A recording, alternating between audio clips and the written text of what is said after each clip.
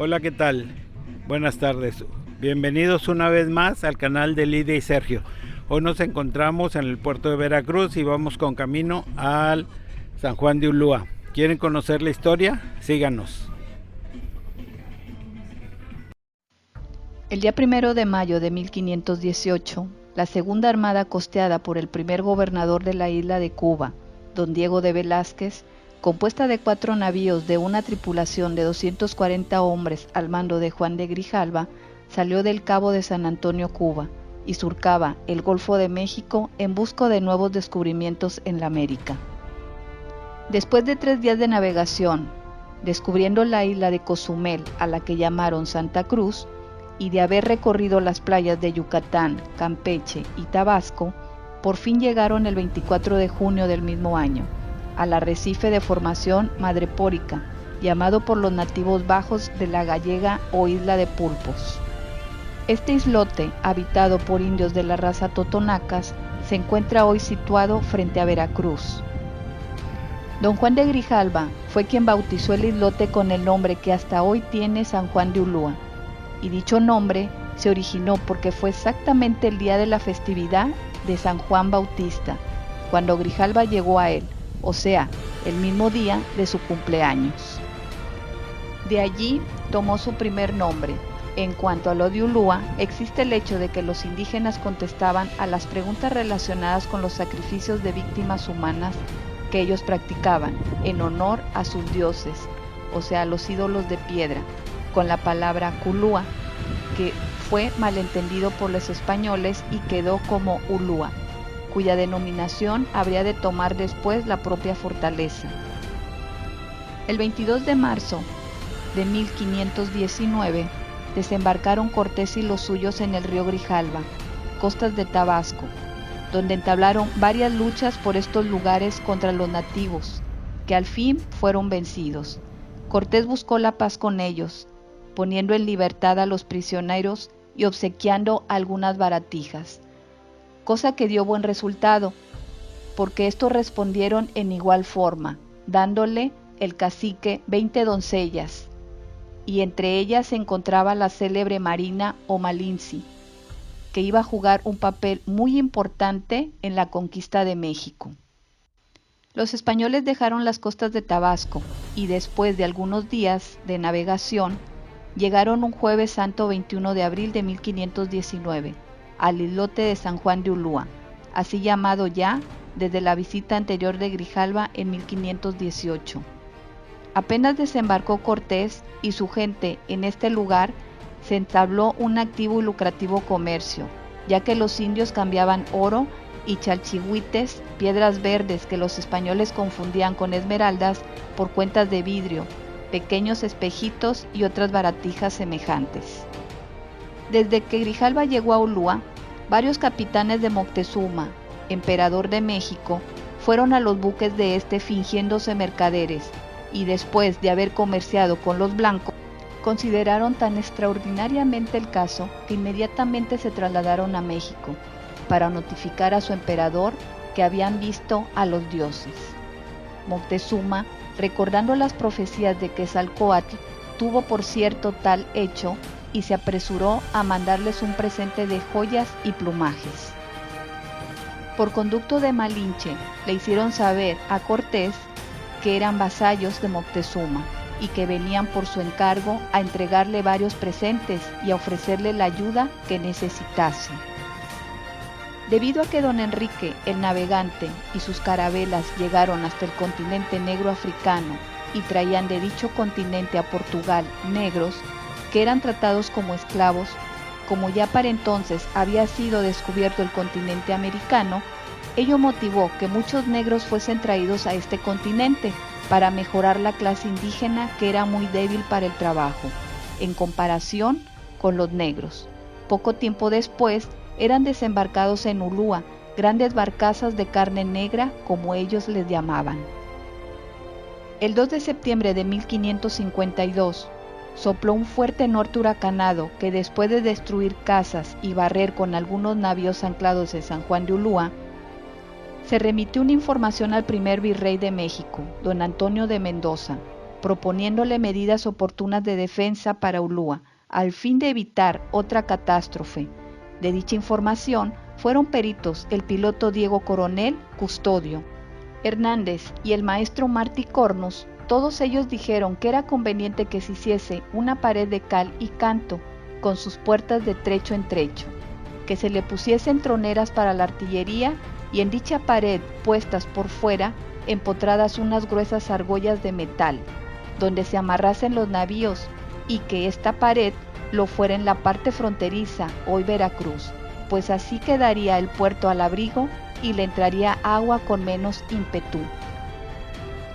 De los primeros piratas más osados, moradores de estas costas, lo fue Francisco Drake en 1568, quien acompañado de John Jenkins llegó a estas playas veracruzanas, y cuando regresó a Inglaterra con sus buques cargados de riquezas, la reina Isabel I los coronó caballeros. Por disposición del tribunal del consulado que se estableció allí en Veracruz, en el año de 1796, fue colocado en San Juan de Ulúa un faro, obra que fue tan indispensable en un puerto tan peligroso como lo era Veracruz, y que evitó sin duda gran número de desgracias. El plan del cuerpo principal de la fortaleza de San Juan de Ulúa consiste en un paralelogramo irregular, con un pequeño baluarte en cada uno de sus 4 ángulos. Sobre el baluarte de San Pedro, al extremo, se eleva una torre formada de piedra y ladrillo, en la que estaba colocado el faro que servía de guía a los navegantes que llegaban al puerto durante las noches. Y sobre el de San Crispín, al extremo, se halla el Caballero Alto, que es una atalaya donde residía constantemente un vigía en observaciones de los buques que se presentaban a la vista. Puede decirse que el autor principal de la fortaleza lo fue Juan Bautista Antonelli, arquitecto que trabajaba en la función del Castillo del Morro en Cuba. En 1590 pasó por San Juan de Ulúa Antonelli y formó la planta de distribución del puerto, dejando instrucciones para las obras que al fin fueron ejecutadas por Juan Sánchez Talaya.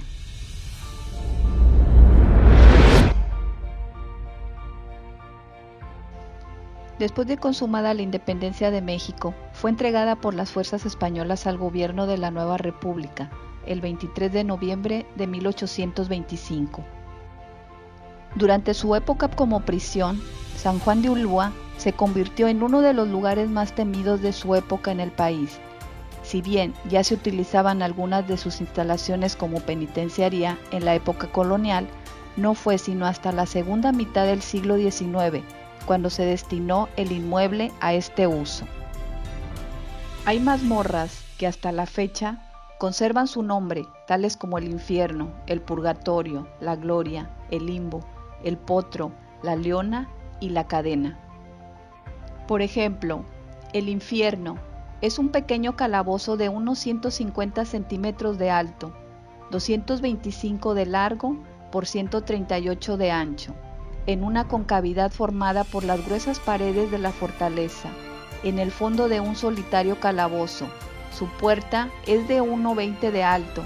Al cerrarse esta, dejaba al reo sepultado en vida. La gloria era de mayor altura que la anterior. Tenía en el fondo un rayo de luz, pero la infiltración por la parte superior era exigua. Así estaba el reo en constante humedad. También había en el piso, en las baldosas, bastante lodo. Así se caminaba sobre un pan de jabón. El purgatorio y el limbo ya eran galeras un poco más grandes y con poco más ventilación solamente. Este lugar tiene 3 salones, comunicados por pequeños arcos, y ya estaban así comunicados con los demás presos rayados, los cuales, por ser ya sentenciados, los vestían con trajes a rayas. También esta fortaleza ha albergado a grandes protomártires de la independencia, tales como Fray Melchor de Talamantes, don Juan Francisco de Azcárate y Lezama. Ellos fueron los primeros precursores de la independencia de México, antes que el cura Hidalgo.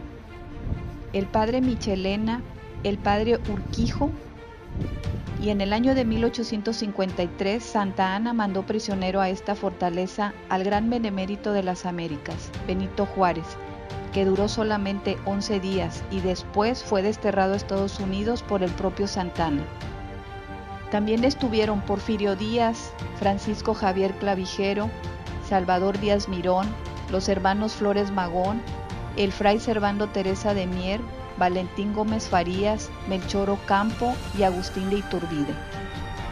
Y uno de los personajes más famosos que estuvo aquí fue Jesús Arriaga, popularmente conocido como Chucho el Roto, muy famoso durante el gobierno de Porfirio Díaz, sobre todo porque logró escapar más de una vez de sus muros. Y la más famosa leyenda que se dice se suscitó en las celdas de la fortaleza fue la de la mulata de Córdoba, quien, según la aconseja para escapar de la Inquisición, pintó en los muros de su celda un barco que zarpaba hacia el oriente, en el cual ella escapó.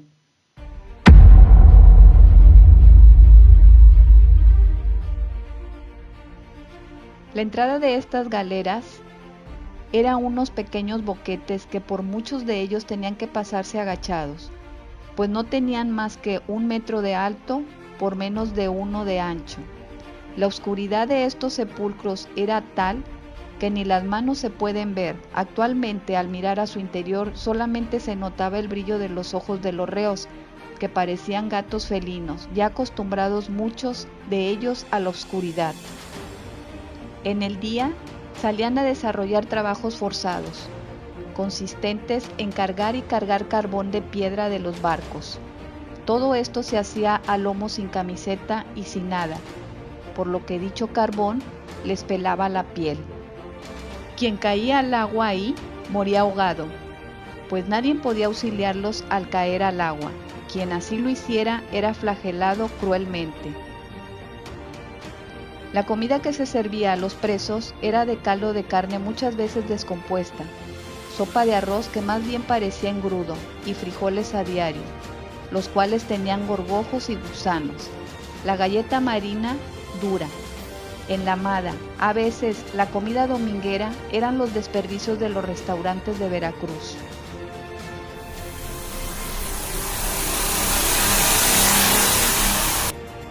El 16 de abril de 1838 tuvo lugar el inicio de la llamada Guerra de los Pasteles. Fondeó ante Veracruz una escuadra de la Marina Real Francesa compuesta por 26 navíos de guerra al mando del almirante Bazoche. Francia envió un ultimátum al gobierno mexicano y los franceses abrieron fuego el 27 de noviembre de ese año hacia la fortaleza de San Juan de Ulúa en Veracruz. Finalmente, el 9 de marzo de 1839 se firmó en Veracruz el Tratado de Paz entre México y Francia. En este, el gobierno mexicano se comprometió a pagar 600,000 pesos.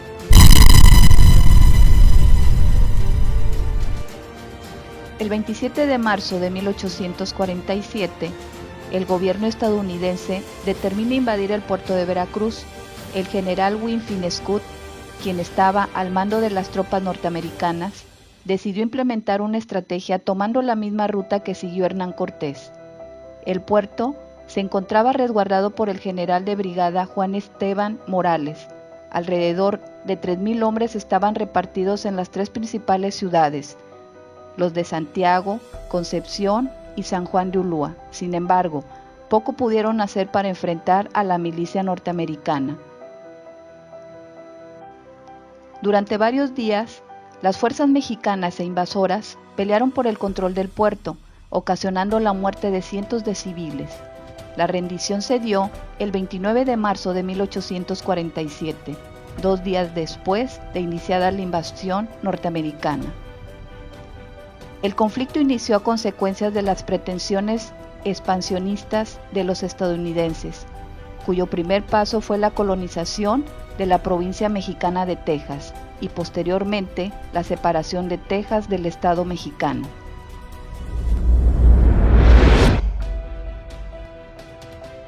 En abril de 1914, y a mitad de la Revolución Mexicana, Estados Unidos invade sorpresivamente a Veracruz, a diferencia de la primera intervención. Los norteamericanos no buscaban expandir su territorio, su intención era intervenir en los asuntos políticos de un México dividido por la guerra civil. A eso de las 10 de la mañana del día 21 de abril de 1914, el almirante Fletcher le avisó del desembarco de tropas al comandante de San Juan de Ulúa, Alejandro Cerizola, y acordó que no se le atacaría a menos que ellos dispararan primero. El comandante Cerizola y la mayor parte de la guarnición se retiraron, dejando la fortaleza bajo el mando del coronel Aurelio Vigil.